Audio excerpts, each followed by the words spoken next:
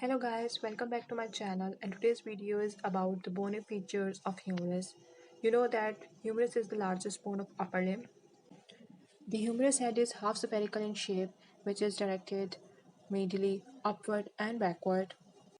So basically the humerus head is in the glenoid cavity of the scapula and it forms the glenohumeral joint over here.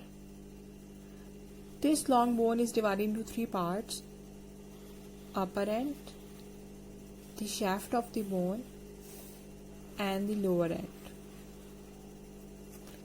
First of all, we are going to talk about the upper end. There are two necks, anatomical neck and the surgical neck. So what is the difference between anatomical neck and surgical neck?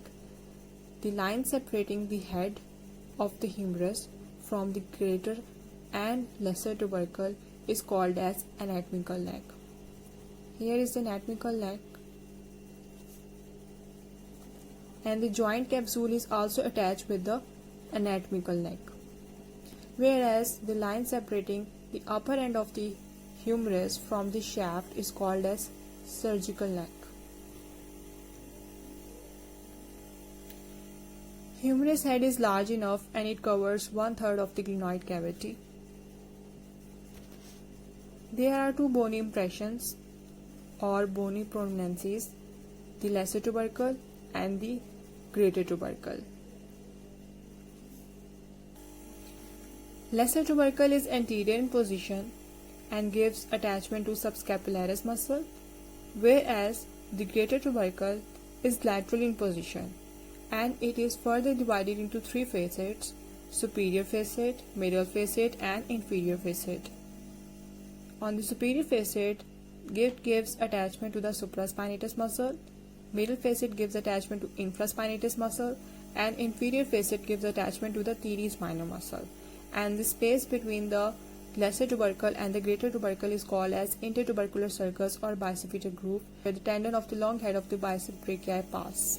As you can clearly see in the lesser tubercle, and the space between the lesser and greater, that is intertubercular sulcus or bicipital groove. Here is the greater tubercle, and now it is further divided into three facets: superior, middle and inferior. Running down from lesser tubercle is the medial lip, and running down from the greater tubercle is the lateral lip. In between these two lips, there is a floor of intertubercular sulcus. These are the sites for attachment of pec major muscle, teres major muscle and latissimus dorsi muscle. Lateral lip continue inferiorly with a large V-shaped deltoid tuberosity. So basically the deltoid muscle inserts over here. So deltoid tuberosity is a landmark which is present on the anterior lateral surface. Whereas on the posterior surface of the humerus there is another landmark on the shaft of the humerus, which is a radial groove from where the radial nerve pass. Talking about the distal end of the humerus, here is a medial epicondyle ridge and here is a lateral epicondyle ridge. This is capitulum, which articulates with the head of the radius, and this is a pulley-shaped trochlea which articulates with the ulna.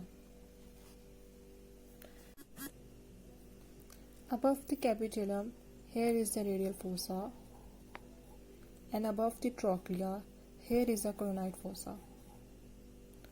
The radial fossa meets with the head of the radius during full elbow flexion, and the coronoid fossa meets with the coronoid process of the ulna during full elbow flexion.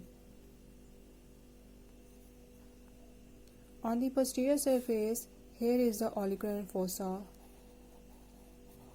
The olecranon process of the ulna meets with this olecranon fossa during full elbow extension. Talking about the boundaries and surfaces of humerus, humerus has three borders and three surfaces. First of all, this is a medial border, this is a lateral border, and this is a anterior border, which is not visible clearly, but this will be the anterior border.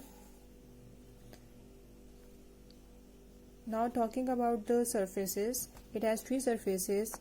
This one will be the anteromedial surface, this will be the anterolateral surface, and on the posterior side of the humerus, this is the posterior surface. Thank you so much guys for watching my video. I hope you guys like it. If you want more videos, please subscribe to my channel, press the bell icon, give it a thumbs up and give your feedback in the comments below. Allah Hafiz.